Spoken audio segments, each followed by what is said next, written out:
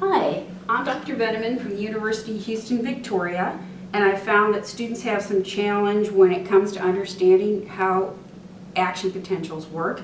And so since I had spent 15 years teaching chemistry before I came to neuroscience, I've got a few that'll hopefully help your students understand too. So the first thing students have to understand are that molecules are in constant motion. Otherwise you couldn't get that sodium moving into the neuron or your potassium moving out. So this is a simple demonstration of diffusion. You put a drop of food coloring in just a beaker of water. You're going to set it aside, and it's going to sit there for the entire time that you do your class.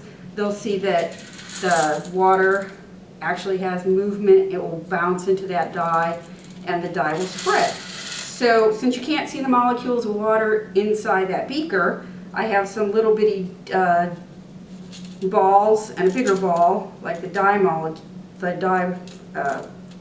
molecules, in a petri dish, and I show students how we have constant motion and that water can bounce around on the dye molecules. So that's another example of molecular motion that's easy, it's cheap.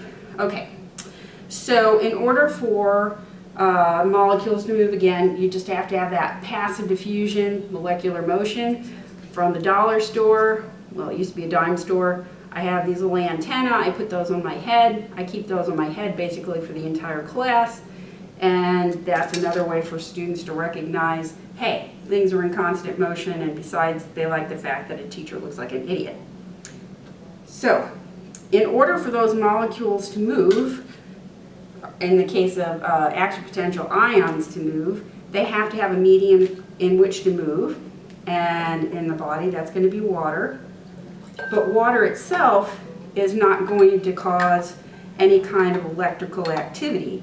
So this is deionized water. You can get it out of your chemistry lab. If you don't have that, go to the store, buy some distilled water, same thing. Notice there's no electricity being transferred in this water. In order for the charge to go from one electrode here to the next, you actually have to add some ions, good old-fashioned table salt, and when you add that, voila, here you go. You can go ahead and get a current, just like you have in an action potential. And then the final demo is, besides passive diffusion, you have a thing called electrostatic pressure, where like charges repel and unlike charges attract. So I have two stirring bars here. The one end is marked like a positive charge, the other like a negative, and you can chase your stirring bars around in your petri dish and show students how like charges repel and unlike charges attract.